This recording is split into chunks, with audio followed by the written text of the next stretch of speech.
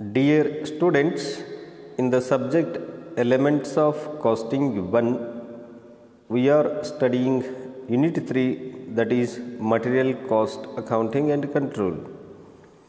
In this unit, let us study about material turnover ratio. Material turnover ratio is a technique of material control. In the previous classes, we have studied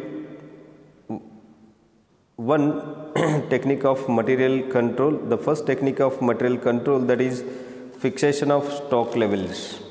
So, how to calculate various stock levels we have studied earlier, and in this class we discuss about material turnover ratio.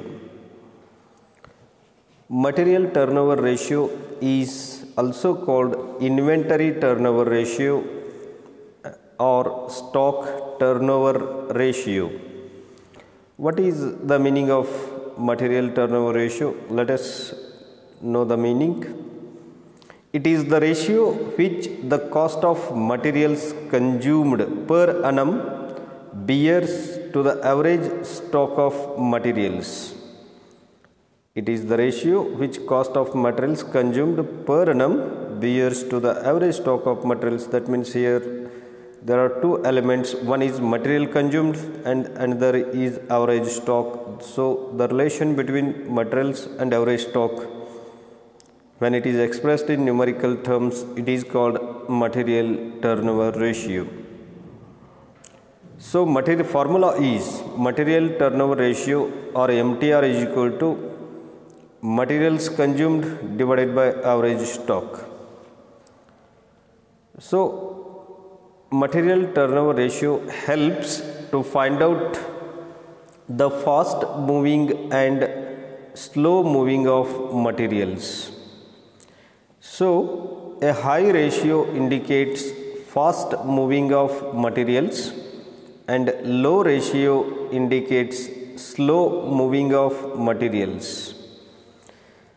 The turnover of different material can be compared to detect those items or materials which do not move regularly, and MTR in terms of days is equal to 365 divided by MTR,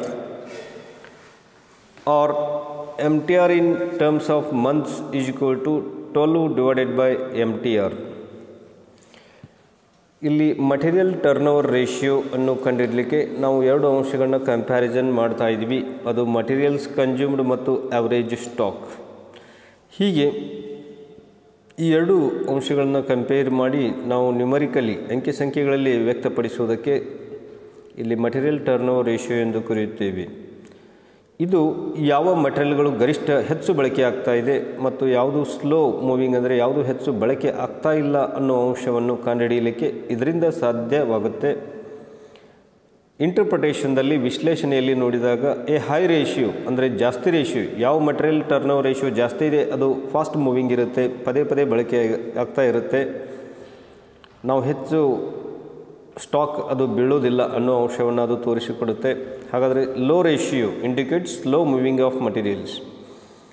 low ratio material turnover ratio ಕಡಿಮೆ ಬಂದಾಗ ಅದು ಮಟೀರಿಯಲ್ಗಳು ಹೆಚ್ಚು ಮೇಲಿನ ಮೇಲೆ ಬಳಕೆ ಆಗ್ತಾ ಇಲ್ಲ, ಅದು ಹೆಚ್ಚು ಸ್ಟಾಕ್ನಲ್ಲಿ ಬೀಳ್ತಾ ಇದೆ ಅನ್ನೋ ಅಂಶವನ್ನು ಅದು ತೋರಿಸಿಕೊಡುತ್ತೆ. ಅದರಿಂದ ಯಾವುದು ಸ್ಲೋ ಮೂವಿಂಗ್ ಇದೆ ಅದನ್ನು ನಾವು ಜಾಸ್ತಿ ಸ್ಟಾಕ್ ಇಡಬಾರ್ದು ಅನ್ನೋ ಅಂಶವನ್ನು ಅದು ತೋರಿಸಿಕೊಡುತ್ತೆ. ಅದೇ ರೀತಿ ವಿವಿಧ ಪ್ರಕಾರದ ಮಟೀರಿಯಲ್ಗಳನ್ನು ನಾವು ಸ್ಟಾಕ್ ಮಾಡಿದಾಗ ಅವೆಲ್ಲವೂ ಈ ರೀತಿ ಎಲ್ಲ ಮಟೀರಿಯಲ್ಗಳ MTR ಮಟೀರಿಯಲ್ ಟರ್ನೋವರ್ ರೇಷಿಯೋವನ್ನು ಕಂಡುಹಿಡಿದು ಕಂಪ್ಯಾರಿಸನ್ ಮಾಡಿದಾಗ ಯಾವುದು ಸ್ಲೋ ಮೂವಿಂಗ್ ಇದೆ, ಯಾವುದು ಫಾಸ್ಟ್ ಮೂವಿಂಗ್ ಇದೆ ಅನ್ನೋ ಅಂಶ ಬಹಿರಂಗ ಆಗುತ್ತೆ. ಮತ್ತೊಂದು ಫಾರ್ಮುಲಾ ನಾವಿಲ್ಲಿ ಮಟೀರಿಯಲ್ ಟರ್ನೋವರ್ ರೇಷಿಯೋವನ್ನು ಡೇಸ್ದಲ್ಲಿ ಕಂಡುಹಿಡಿಯಬಹುದಾಗಿದೆ. ಅದಕ್ಕೆ ಡೇಸ್ದಲ್ಲಿ ನಾವು ಕಂಡುಹಿಡಿಬೇಕಾದಾಗ 365, ಯಾಕಂದರೆ ಒಂದು ವರ್ಷದಲ್ಲಿ 365 ದಿನಗಳಿವೆ, ಅದರಿಂದ ಭಾಗಿಲೆ MTR ಮಾಡಬೇಕಾಗತ್ತೆ. ಮಟೀರಿಯಲ್ ಟರ್ನೋವರ್ ರೇಷಿಯೋವನ್ನು ಕಂಡುಹಿಡಿದು ಅದನ್ನು 365ಕ್ಕೆ ಭಾಗಿಸುವುದರಿಂದ ನಮಗೆ ಎಷ್ಟು ದಿವಸಕ್ಕೊಮ್ಮೆ ಮಟೀರಿಯಲ್ ಸ್ಟಾಕ್ ಖಾಲಿಯಾಗುತ್ತೆ, ನಾವೇನು ಸ್ಟಾಕ್ ಇಟ್ಟಿರ್ತೇವೆ ಅದು ಎಷ್ಟು ದಿವಸಕ್ಕೊಮ್ಮೆ ಖಾಲಿ ಆಗುತ್ತೆ ಅನ್ನೋ ಅಂಶವನ್ನು ಅದು ತೋರಿಸಿಕೊಡುತ್ತೆ. ಅದಕ್ಕೆ material turn over ratio in terms of days ಎಂದು ಕರೆಯುತ್ತೇವೆ. ಅದೇ ರೀತಿ ಮಂತ್ಸ್ದಲ್ಲಿ ಬೇಕಾದಾಗ, ಯಾಕಂದರೆ ವರ್ಷದಲ್ಲಿ 12 ತಿಂಗಳಿವೆ, 12 ನ್ಯೂಮರೇಟರ್ದಲ್ಲಿ ತೊಗೊಂಡು ಡಿನಾಮಿನೇಟರ್ದಲ್ಲಿ MTR ಇಡಬೇಕಾಗುತ್ತೆ. ಈ ರೀತಿ ಮಾಡೋದ್ರಿಂದ ಎಷ್ಟು ತಿಂಗಳಿಗೊಮ್ಮೆ ಮಟೀರಿಯಲ್ ಖಾಲಿಯಾಗುತ್ತೆ ಅಥವಾ ಎವರೇಜ್ ಸ್ಟಾಕ್ ನಾವೇನು ಇಟ್ಟಿರ್ತೇವೆ ಅದು ಎಷ್ಟು ದಿವಸಕ್ಕೊಮ್ಮೆ ಖಾಲಿಯಾಗುತ್ತೆ ಅನ್ನೋ ಅಂಶವನ್ನು ಅದು ತೋರಿಸಿಕೊಡುತ್ತೆ. ಈಗ ನಾವು ಮಟೀರಿಯಲ್ ಟರ್ನ್ ಓವರ್ ರೇಷಿಯೋ ಅಂದ್ರೇನು ಮತ್ತು ಅದನ್ನು ಕ್ಯಾಲ್ಕುಲೇಟ್ ಮಾಡಲಿಕ್ಕಿರುವಂಥ ಫಾರ್ಮುಲಾಗಳನ್ನ ತಿಳಿದುಕೊಂಡಿದ್ದೇವೆ. ಹಾಗಾದರೆ ಇಲ್ಲಿ ರೇಷಿಯೋ ಕಂಡುಹಿಡಿಯುವ ಪ್ರಾಬ್ಲಮನ್ನು ನಾವು ಸಾಲ್ವ್ ಮಾಡೋಣ. ಇಲ್ಲಿ ಒಂದು ಪ್ರಾಬ್ಲಮ್ ಅಥವಾ ಪ್ರಶ್ನೆ ಇದೆ, ಓದಿಕೊಳ್ಳಿ ಪ್ರಶ್ನೆಯನ್ನು. Read the following question or read the question. From the following data for the year ended 31st/3/2005, calculate the inventory turnover ratio of 2 items and express the same in number of days. ನೋಡಿ, ಕೆಳಗೆ data ಕೊಡ್ತಾ ಇದ್ದಾರೆ, inventory turn over ratio ಕಂಡುಹಿಡಿಯಿರಿ ಮತ್ತು ಅದನ್ನು ಡೇಸ್ನಲ್ಲಿ express ಮಾಡಿ ಅಂತ ಪ್ರಶ್ನೆ ಇದೆ. ಹಾಗಾದರೆ particulars, material X, material Y, ಎರಡು ರೀತಿ ಮಟೀರಿಯಲ್ಗಳ ವಿವರಣೆ ಇದೆ ಅಥವಾ ಡೇಟಾ ಇದೆ. ಓಪನಿಂಗ್ ಸ್ಟಾಕ್ 1 ಏಪ್ರಿಲ್ಗೆ ಓಪನಿಂಗ್ ಸ್ಟಾಕ್ ಕೊಟ್ಟಿದ್ದಾರೆ. ಪರ್ಚೇಜ್ 1 ವರ್ಷದಲ್ಲಿ ಎಷ್ಟು ಖರೀದಿಯಾಗಿದೆ ಮತ್ತು ಕ್ಲೋಸಿಂಗ್ ಸ್ಟಾಕ್ ಎಷ್ಟು ವರ್ಷದ ಕೊನೆಗೆ ಅನ್ನೋ ಅಂಶ 2 ಮಟೀರಿಯಲ್ ಕೊಟ್ಟಿದೆ. ಮತ್ತೊಂದು ಪ್ರಶ್ನೆ ನಮಗೆ ಕೇಳಿದ್ದು, ಇಲ್ಲಿ put forward your comments on them.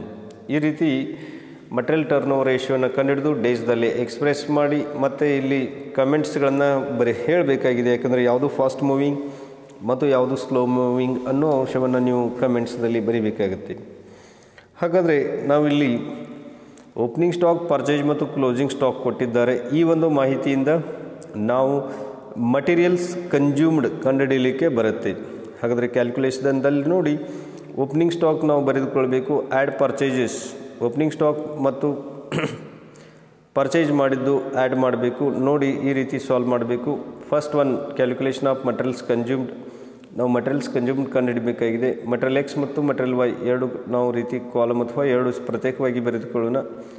ಮೊದಲನೇದಾಗಿ ಓಪನಿಂಗ್ ಸ್ಟಾಕ್ ತೆಗೆದುಕೊಳ್ಳಿ, ಅದು 10, ಮಟೀರಿಯಲ್ ಎಕ್ಸ್ 10,000 ಇದೆ, ಮಟೀರಿಯಲ್ ವೈ 9,000 ಇದೆ. ಆ್ಯಡ್ ಪರ್ಚೇಜಸ್ ಅಥವಾ ಪರ್ಚೇಸ್ಡ್, ಮಟೀರಿಯಲ್ ಎಷ್ಟು ಖರೀದಿ ಮಾಡಿದ್ದೇವೆ ಬರೆದುಕೊಳ್ಳಿ. ಎಕ್ಸ್ದಲ್ಲಿ 52,000, ವೈದಲ್ಲಿ 27,000. ನಮ್ಮ ಹತ್ರ ಈಗಾಗಲೇ ಸ್ಟಾಕ್ ಇತ್ತು, ಅದು ಓಪನಿಂಗ್ ಸ್ಟಾಕ್ ಮತ್ತೆ ಖರೀದಿ ಮಾಡಿದ್ದೇವೆ 52,000. ಉದಾಹರಣೆಗಾಗಿ ಎಕ್ಸ್ ತೆಗೆದುಕೊಳ್ಳಿ, ಓಪನಿಂಗ್ ಸ್ಟಾಕ್ 10,000 ಇತ್ತು, ಮತ್ತೆ ಖರೀದಿ ಮಾಡಿದ್ದೇವೆ 52,000. ಒಟ್ಟು ನಮ್ಮ ಹತ್ರ ಮಟೀರಿಯಲ್ ಎಷ್ಟಾಗುತ್ತೆ 62,000. ಆದರೆ ವರ್ಷದ ಕೊನೆಗೆ 6,000 ಮಾತ್ರ ಇದೆ ಅಂದರೆ ಉಳಿಕಿದ್ದೆಲ್ಲ ಬಳಕೆಯಾಗಿದೆ. ಹಾಗಾದರೆ 62,000ದಲ್ಲಿ 6,000 ಮೈನಸ್ ಮಾಡಿ ಅದು 56,000 ಬರುತ್ತೆ. ವರ್ಷದಲ್ಲಿ ಕೇವಲ 6,000 ಮಟೀರಿಯಲ್ ಉಳಿಲಿಕ್ಕೆ ಕಾರಣ 56,000 ಕನ್ಸ್ಯೂಮ್ ಆಗಿದೆ. ಹಾಗಾದರೆ ಮಟೀರಿಯಲ್ಸ್ ಕನ್ಸ್ಯೂಮ್ಡ್ 56,000. ಅದೇ ರೀತಿ ವೈ ಓಪನಿಂಗ್ ಸ್ಟಾಕ್ 9,000 ಇದೆ, ಪ್ಲಸ್ ಪರ್ಚೇಸ್ ಮಾಡಿ 27,000, ಹೀಗೆ ಒಟ್ಟು 36,000 ಆಯಿತು. ಲೆಸ್ ಕ್ಲೋಸಿಂಗ್ ಸ್ಟಾಕ್ ಮಾಡಿ 11,000, ರಿಮೈನಿಂಗ್ ಕನ್ಸ್ಯೂಮ್ ಆಗಿದೆ 25,000. ಹಾಗಾದರೆ ಮಟೀರಿಯಲ್ಸ್ ಕನ್ಸ್ಯೂಮ್ಡ್ ಕಂಡುಹಿಡಿದ ಮೇಲೆ ನೆಕ್ಸ್ಟ್ ಎವರೇಜ್ ಸ್ಟಾಕ್ ಕ್ಯಾಲ್ಕುಲೇಟ್ ಮಾಡಿ. Average stock is equal to opening stock plus closing stock divided by 2. ನಾವು ಈಗಾಗಲೇ ಎವರೇಜ್ ಸ್ಟಾಕು ಫಾರ್ಮುಲಾ ಸ್ಟಾಕ್ ಲೆವೆಲ್ದಲ್ಲಿಯೂ ನೋಡಿದ್ದೇವೆ ಹಿಂದಿನ ಕ್ಲಾಸ್ನಲ್ಲಿ. ಅಲ್ಲಿ ಓಪನಿಂಗ್ ಸ್ಟಾಕ್ ಮತ್ತು ಕ್ಲೋಸಿಂಗ್ ಸ್ಟಾಕ್ ಇರಲಿಲ್ಲ, ಬದಲಾಗಿ ನಮಗೆ ಮಿನಿಮಮ್ ಸ್ಟಾಕ್ ಮತ್ತು ಮ್ಯಾಕ್ಸಿಮಮ್ ಸ್ಟಾಕ್ ಇತ್ತು. ಹೀಗೆ ಮಿನಿಮಮ್ ಸ್ಟಾಕ್ ಮತ್ತು ಮ್ಯಾಕ್ಸಿಮಮ್ ಸ್ಟಾಕ್ ಡಿವೈಡೆಡ್ ಬೈ 2 ಮಾಡೋದ್ರಿಂದ ಎವರೇಜ್ ಸ್ಟಾಕ್ ಬರ್ತಾಯಿತ್ತು. ಆ ರೀತಿ ನಿಮಗೆ ಯಾವ ರೀತಿ ಡೇಟಾ ಲಭ್ಯದೆ, ಮಿನಿಮಮ್ ಸ್ಟಾಕ್ ಮ್ಯಾಕ್ಸಿಮಮ್ ಸ್ಟಾಕ್ ಇದ್ದಾಗ ಆ ರೀತಿ ಎವರೇಜ್ ಸ್ಟಾಕ್ ತೆಗಿಬೇಕು.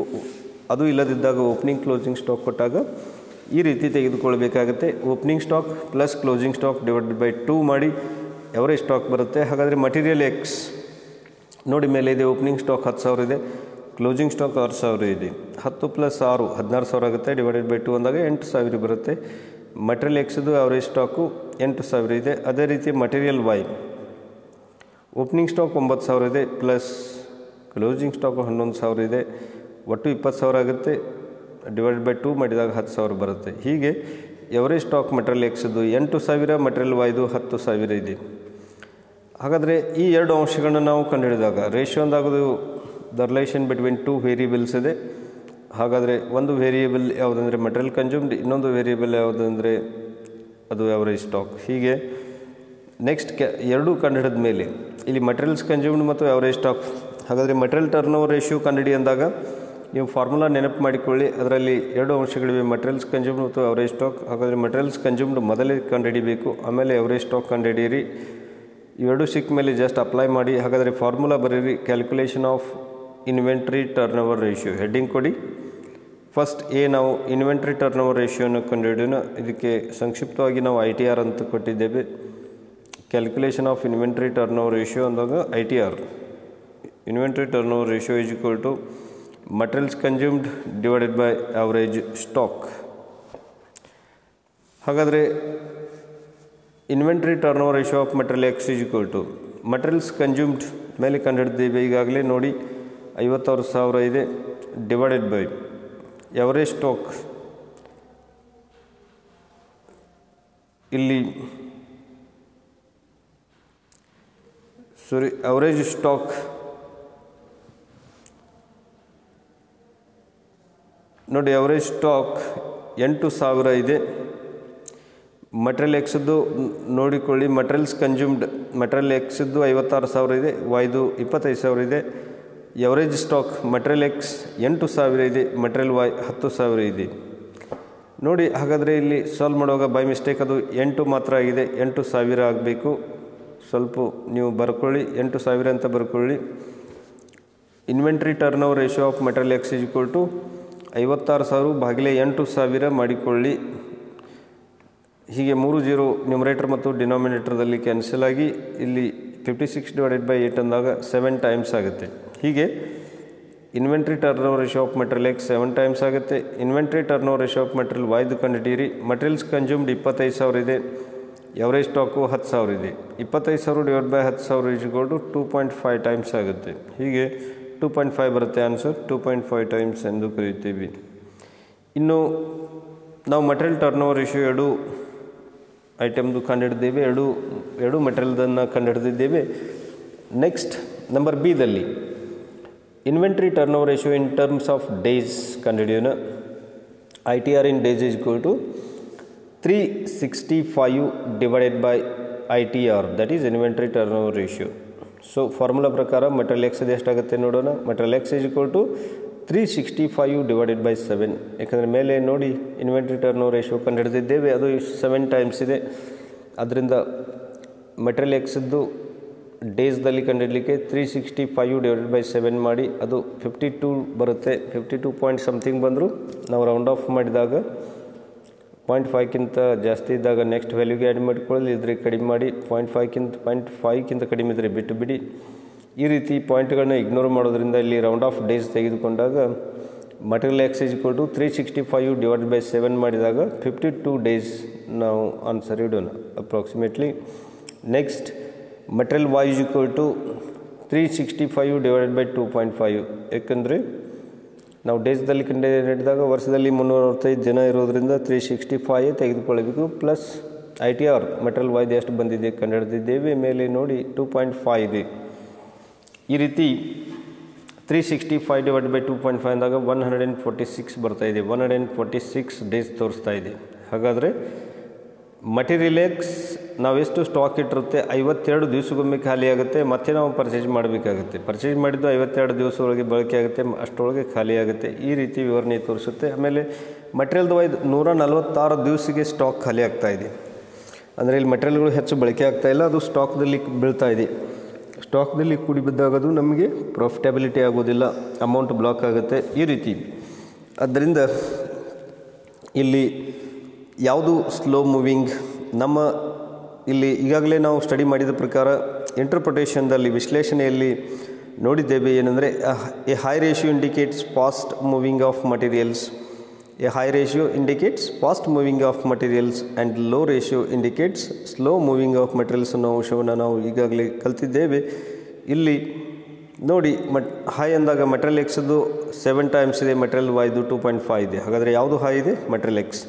ಆದ್ದರಿಂದ ನಾವು ಇಲ್ಲಿ ಕನ್ಕ್ಲೂಷನ್ ಅಥವಾ ಕಮೆಂಟ್ಸ್ ಕೊಡೋಣ. ನಂಬರ್ 1ದಲ್ಲಿ ಏನಂದರೆ material X is fast moving because the ratio is high. Inventory turn over ratio high ಇದೆ, 7 ಟೈಮ್ಸ್ ಇದೆ.